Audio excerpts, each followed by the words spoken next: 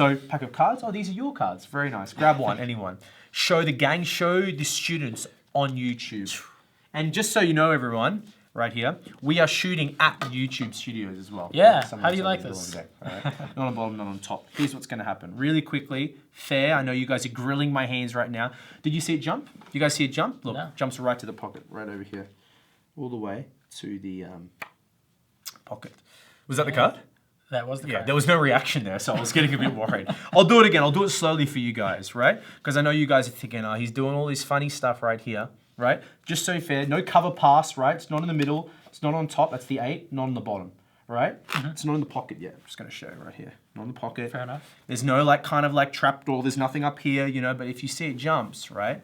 All the way to the pocket over That was nice. here, okay? But I'll let you in on this secret. I know half of you guys are thinking, you're probably thinking palm. Well, that's how we actually do it. So what I do is I palm, right? Just like this, you can see it. Obviously it looks natural from here, right? Yeah. But you can look in the eyes, distract, divert your attention. What happens, I palm the card, I control it, I palm the card, I put it in the pocket like this, and then I bring it out, and then you guys will see. That's the obvious thing, right? But what happens if I do it again? Like you can see the card here, obviously. Can you see it? Can you still see it like this? A little bit? Yeah, Okay, a little let bit, me hang on, let me try this. Like this. Can you still see it? No. No? Wait.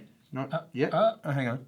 Let me, and then it jumps all the way to the pocket, Like just like that.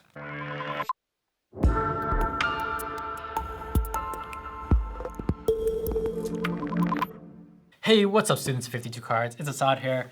I'm with my buddy JJ from Free Magic Lab. You know who it is. One of the original magic teaching channels here on YouTube. If you're not already subscribed to Free Magic Lab, make sure you do. A lot of really great Subscribe content. and press the bell button. Everyone's about the bell button now, Oh, right? I haven't. Yeah. Yeah, I 'cause haven't you asked get- people I to know. press the bell button on my channel yet, but It just apparently used- it's a big deal, right? It's a massive big deal because you got to, like, now it's not just subscribing. When I release the video, the bell gives you a ting of like, hey, you did a video. Boom. Power right there. YouTube keep changing their algorithms. So we're here together to teach you something really powerful. Yes. This is It's obviously not having to like hold a pack of cards well enough. no, we're going to teach you a really powerful routine. It's a classic in card magic. It's called the card to pocket. And it's just like, what? That's what I get. You go, what? And then you go in so cleanly to the pocket. I've just seen it here and you just like, Yeah. what? Yeah. So, They can't handle that. It's too much. exactly. You know, it is going to take quite a bit of practice because you have to be good at palming. And we've talked about palming quite a bit on this channel in the past. I'll link you to the reference videos that you need to be familiar with. You know, to do this routine, you might have a little bit of homework to do. So I guess the specific videos that you should reference before doing this, I've taught the one-handed top palm, which is a one-handed technique to get the card into your palm, which is great because with one hand you can misdirect, you can do Yes. whatever you want, and then you do the dirty work with the other hand. That's a great method. But also a two-handed top palm is also powerful because there's no tension in your hands as you're doing it. You can just kind of fiddle with the cards and you have a card in your hand.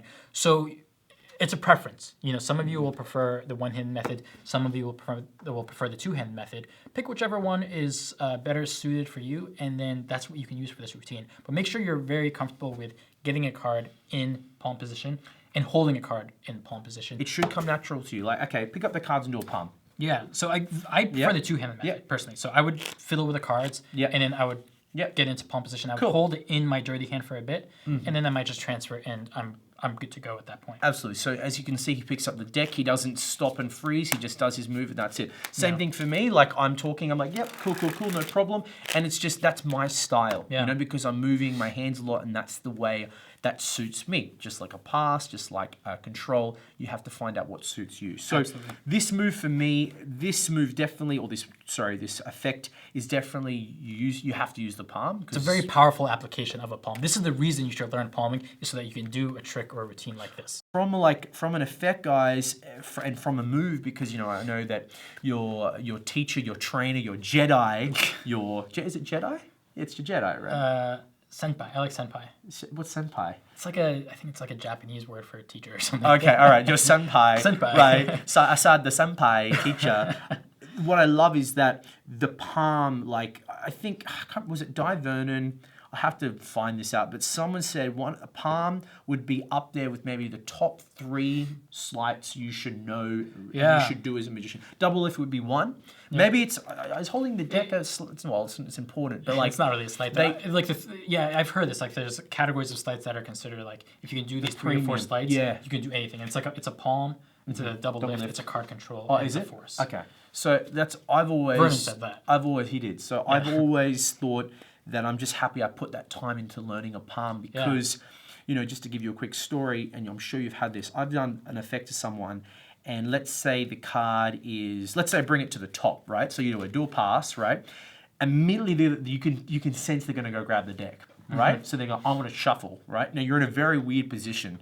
Do you go no, right? Or no, I'll control it, but sometimes they're very aggressive, right? For me, you'll hear two hand top palm or palm. I've done this. So let's say, okay, grab a card and go to grab the card. So it's here, right? So after I do the move, go to grab the cards. Well, I want to say I want to shuffle. Oh, you want to shuffle? Okay, quickly shuffle. Yeah. Right? Don't mix them up. Mix them up. Sorry. Wow, you're good. See, guys, he's done that before, haven't you? Pass me the deck. Perfect. Yeah. Okay, but now you see, you shuffled, so you know that I haven't done anything. It can be a nice band-aid. Place it in your hand, and it makes it fair. And then let them turn it over.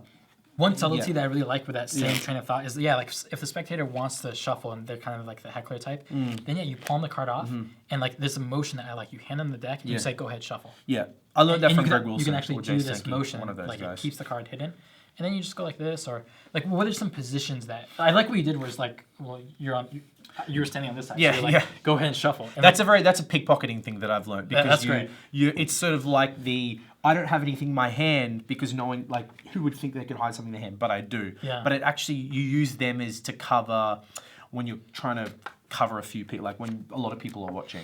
I like that. It's nice to hold a palm in the same hand that you're holding the deck, and that way, you can position your hand in a very natural way, and there's no reason for anyone to suspect that there's anything in there. Awesome. And then you can even shuffle the deck in this position. Yeah. Like Hindu shuffle is perfectly capable or perfectly doable while you have a card in the palm. And then whenever you want, it's time to go to your pocket. And Absolutely. you can pull it out at your fingertips. One thing one thing that someone told me when doing this palm, if you want to be good at learning how to palm and like without doing it in a trick, so if someone does catch you, right, you're not going to be in trouble when you perform. Just do a normal trick, right? You're a magician. It's your rules, it's your show. So do a normal trick and just have an ace of spades palmed in your hand, right?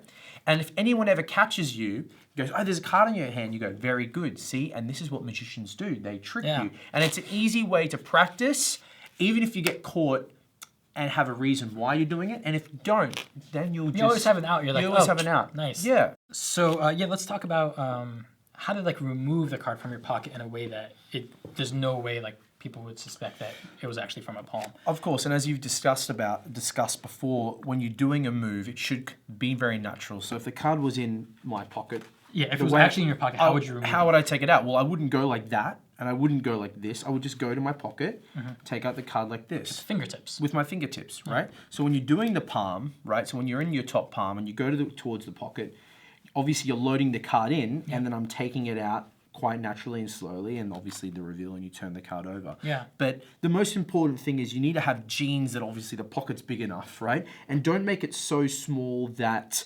like if it only goes to there, it's going to be unnatural, and you want to be able to go to your pocket easy. Yeah. Like it seems obvious, but it's amazing how it's like the tiny little details that really sell this. It is, but I do get caught sometimes because someone's just more aware of it. They may be watching from the wrong angle. They just are more clever than the next person. But then you've always go, okay, look, you caught me, but you guys insist. I'll show you how it's done. And what I do is I palm the card. That's where you do the double. And then you do that. Goes to your pocket, or you can do any other effect you want. There's this idea where you show the card and you say, here's what happens. The card actually shoots up my sleeve. Sure. It goes across. Yep. And it goes into my pocket. Yep. And this is a double, so then you deposit. It's similar to what you did before. It's like the last effect in a way, yeah. Yeah, but you actually don't palm. Sure. You just do it, and you're demonstrating like what happened. You keep the cards aligned. You push that card in, and you're like, look, but now let me show you what that looks like in real speed. Sure. In real speed, you do this. Then rub it up, or maybe you would do it one hand to be consistent with that. You go like... Yeah. I don't know what you would do, but or you could be like something definitely. You'd be like, look, boom. Yeah. Boom, boom, boom, and then you could show your hand empty. Yeah. So anyone who was suspecting that the card was in your palm, now they no longer have that suspicion, and you're like, boom. Yeah, nice. very cleanly pull it out. Yeah, definitely. I think, the most important thing about this effect, guys, is that, when you know the palm, you can do as many phases or ways you want to do it. It's like the ambitious card. It's just, don't make it, people don't like to be fooled as much, like, okay, you keep fooling me. Like, in my opinion anyway, like there's a line, and you've probably done this, when you do the ambitious card a few too many extra times, people are like, okay, I understand you keep getting it. It keeps repetitive. Like, you'll know what works for you, and for me, it's like first one is the trick. First one, it goes to the pocket. Okay, they're impressed. Now you've got their attention. Then you go, okay, I know, this is the way I'd present it. I know that was really, really fast. Mm-hmm. I'm going to do it again. I'm going to do it slowly. Yeah. Right? So, and then you do it again. They're like, what? Okay, now then I go, let me teach you. Yeah. Right? Because they're going to be really grilling you. Let me show you how this works. Yeah. Now, for me, sometimes I'm a bit cheeky and I do it a third time just to like, sometimes if I'm with a bigger group or if they're not paying attention after the second time, I'll do it again. Yeah. But I find that, look, it's just my style. I'll do it twice with the third time of teaching it, and then you'll hit him. And that's it. But as you can see, nice and light, nice and easy. Yeah. It's interactive. You let them in on the magic trick a little bit. You talk about the palm. And then they're like, now I know how it's done. Then you hit him again. It's sort of like the sucker. It's like a sucker effect. Yeah.